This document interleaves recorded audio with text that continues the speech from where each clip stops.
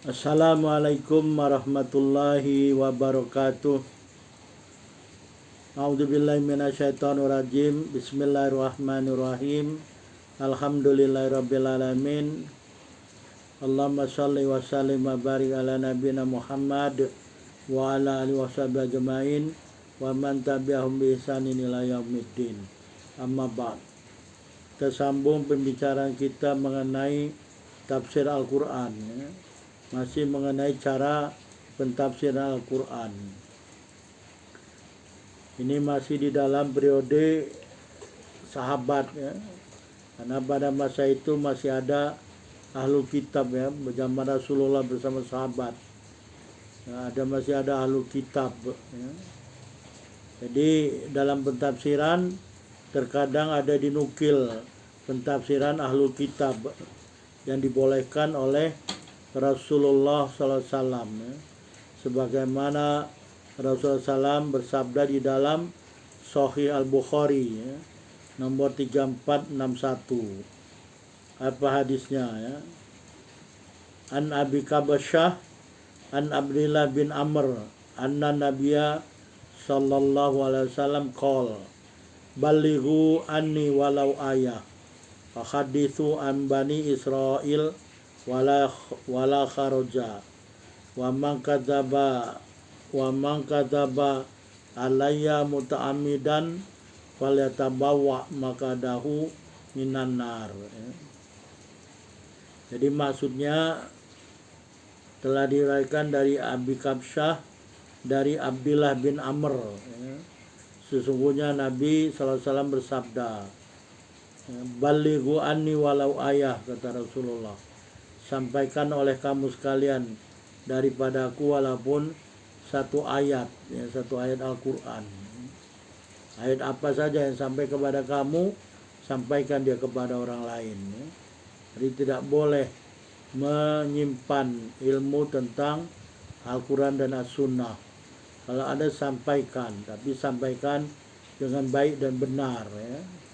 Jangan sampaikan itu tidak baik dan benar, gitu, sehingga membingungkan orang lain.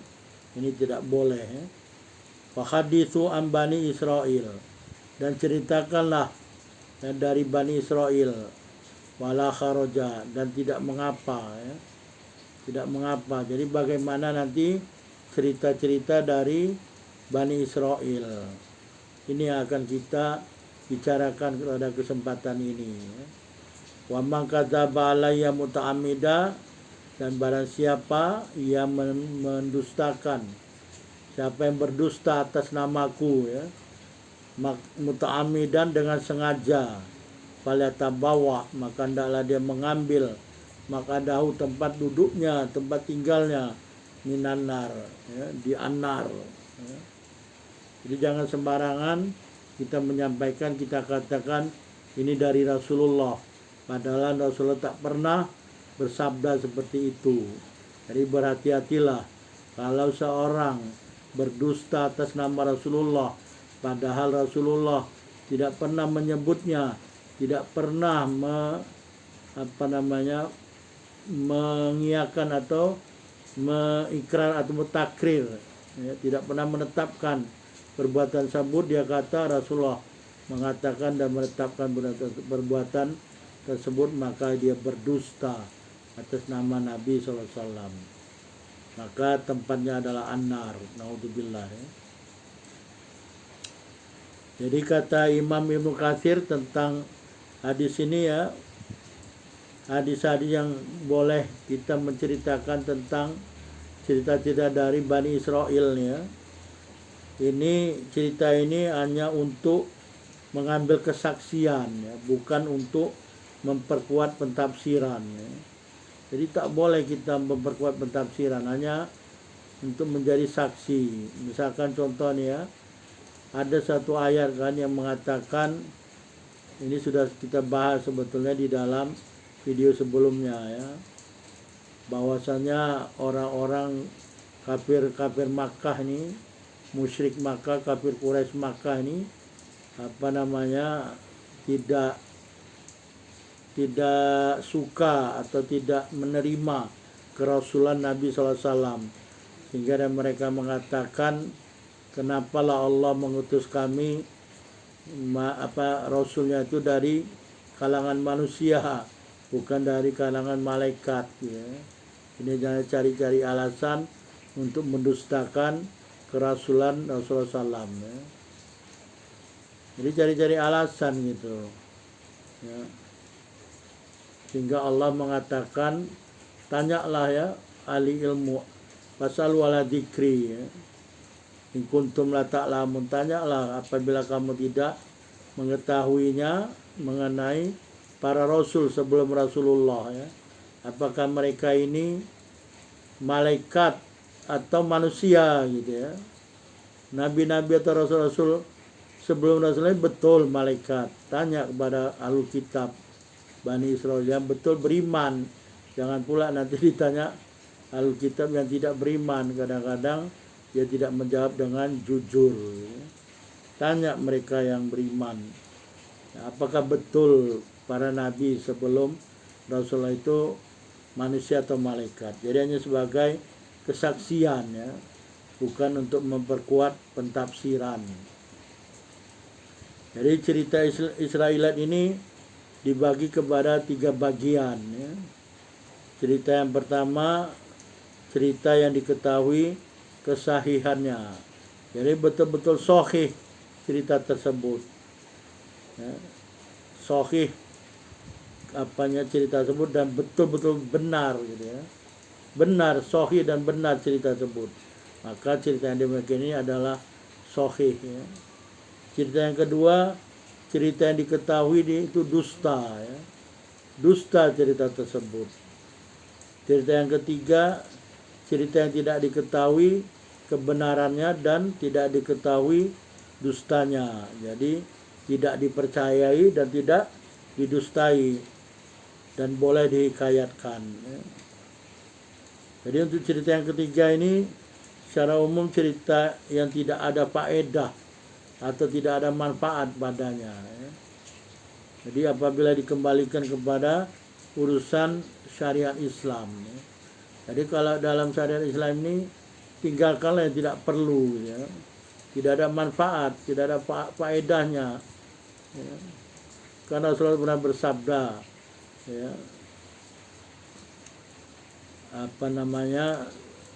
tanda baiknya Islam seseorang itu adalah meninggalkan apa-apa yang tidak ada manfaat, tidak ada makna, tidak ada manfaat baginya, ya.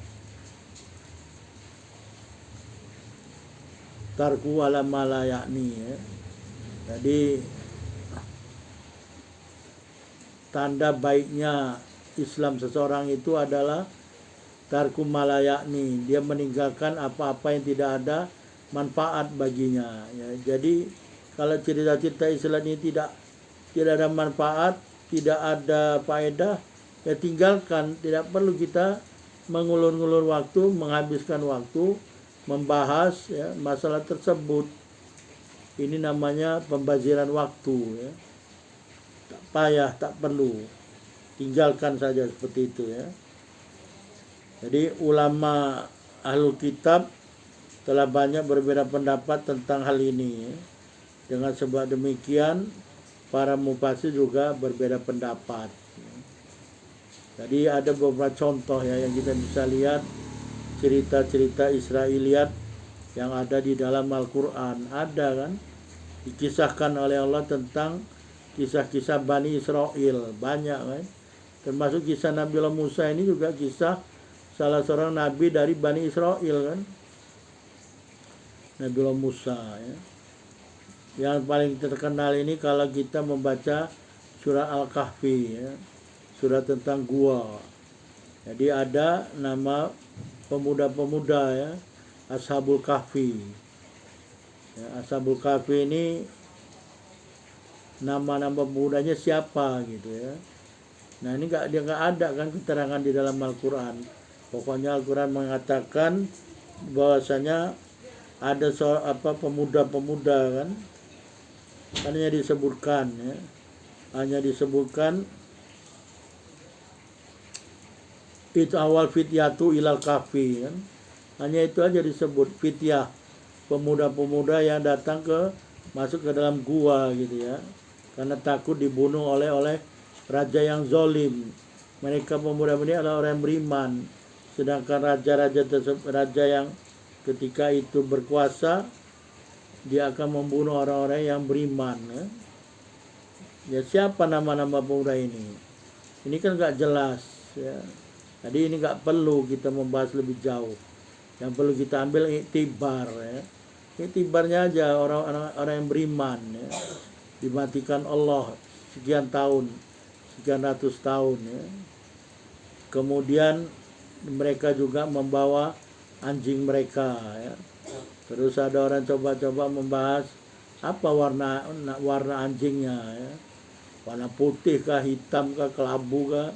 Nah, ini tak perlu dibahas. Macam-macam ini nggak ada manfaatnya. Nggak ada kan manfaatnya bagi kita. Apa warnanya?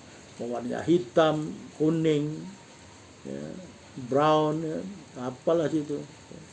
Kemudian jumlah berapa orang mereka ini. Nah ini juga cerita-cerita Israiliyat ya. Berapa orang mereka ini sebetulnya? Para Alkitab juga berbeda pendapat berapa orang mereka ini. Kemudian cerita tentang tongkat Nabi Musa ya. Tongkat Nabi Musa ini dari kayu apa gitu ya. Dari jenis kayu apa? Ini tak perlu dibahas sebetulnya. Kita semacam ini. Dan berapa panjangnya?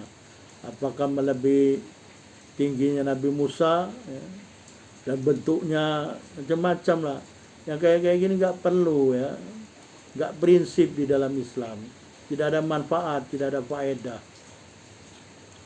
Kemudian lagi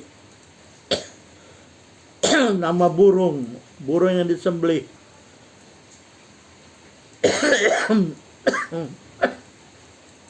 Bismillahirrahmanirrahim.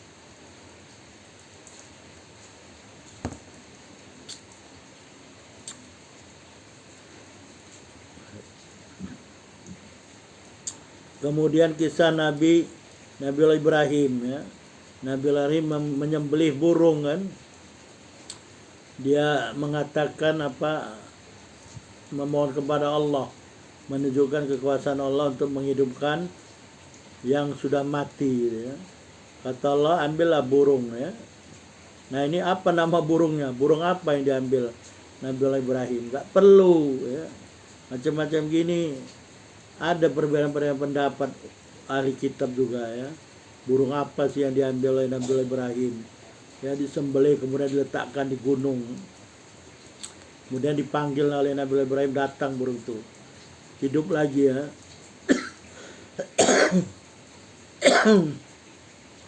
Setelah disembelih dihidupkan oleh Allah.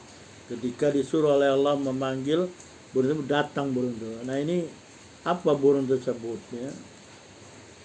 Kemudian lagi kisah bagaimana Nabi Musa alaihissalam menghidupkan orang mati dengan cara memukulkan bagian dari sapi ya. Karena Bani Israel disuruh oleh Allah untuk menyembelih seekor sapi kan. Sapi yang macam mana, warnanya apa gitu kan. Sampai Bani Israel itu nanya macam-macam kepada Nabi Musa alaihissalam. Hampir-hampir mereka itu tidak mau menyembelihnya gitu kan. Tanya macam-macam, umur berapa, warna apa, besarnya seberapa. Kan nggak perlu sebetulnya, hanya disuruh menyembelih seekor sapi. Makanya disebut dalam itu dan suratnya surat Al-Baqarah, surat sapi atau surat lembu. Sapi atau lembu lah, mana aja ya. Sapi atau lembu betina ya. Bagian yang mana yang diambil oleh Nabi Musa alaihissalam kemudian dipukulkan kepada orang yang sudah mati ya, kemudian hidup kembali ya, untuk menjawab pertanyaan yang diajukan kepadanya. Tanya siapa yang membunuh kamu kan? Bagian dari mana? Apakah kepalanya? Apa kepala sapi atau ekor sapi? Wallah alam. Ya macam-macam ini nggak perlu lah dibahas. Tidak ada manfaat, tidak ada faedah. Dan banyak lagi kisah-kisah dalam Al-Quran ini, kisah-kisah tentang para rasul, para nabi. Ya, karena memang para rasul dan para nabi ini banyak dari kalangan Bani Israel. Sehingga nabi yang terakhir, rasul yang terakhir ya, rasul kita Muhammad SAW dari kalangan Arab, bukan Bani Israel ya. Dari Nabiullah Ismail. Kalau Israel kan dari Nabi Yakub. Bani Israel ini kan anak-anaknya Israel. Israel ini Yakub, Nabiullah Yakub. Jadi jangan Anda mencela Israel. Israel bukan individu yang dicela. Kaum itulah kaum Israel dulu. Kalau Israel ini Nabiullah Yakub ya. Yakub alaihissalam. Jadi banyak kisah-kisah karena memang banyak dari kalangan Bani Israel nabi dan rasul. Bisa kita lihat sendiri dalam Qisasul Anbiya atau kisah-kisah para rasul yang berdasarkan Al-Quran. Jadi banyak dan tidak dijelaskan oleh Allah ya, bagaimana detail dari kisah tersebut ya, dan tidak ada faedah untuk menentukan atau menjelaskannya apabila dikembali kepada urusan syariat Islam ya. Jadi tinggalkanlah berdebat, apalagi sampai berdebat ya, tak perlu, habis waktu, akhirnya saling bermusuhan. Makanya Islam ini bukan untuk diperdebatkan, tapi Islam ini untuk dipelajari ya, kemudian dipahami dan diamalkan, kemudian disebarluaskan ya. Bukan untuk sendiri Islam ini ya. Kita sebarluaskan, tapi sampaikanlah dengan cara betul tadi ya, karena memang Rasulullah menyuruh kan, balighu anni walau ayah wa hadithu an bani Israel fala kharoja ya. Sampaikanlah daripada aku walaupun satu ayat ya. Tapi sampaikan itu bukan hanya cara bacanya saja ya, tapi pemahaman ayat tersebut ya. Sebagaimana para sahabat mengambil ayat dari Rasulullah 10 ayat dipahami betul, kemudian diamalkan apa yang ada di dalamnya. Kalau itu menyangkut perintah dikerjakan, kalau itu menyangkut larangan ditinggalkan dan dicegah orang yang mau berbuat tersebut. Berbuat larangan-larangan dicegah, bukan dibiarkan, dicegah ya. Ada kan hadisnya dari Rasulullah SAW,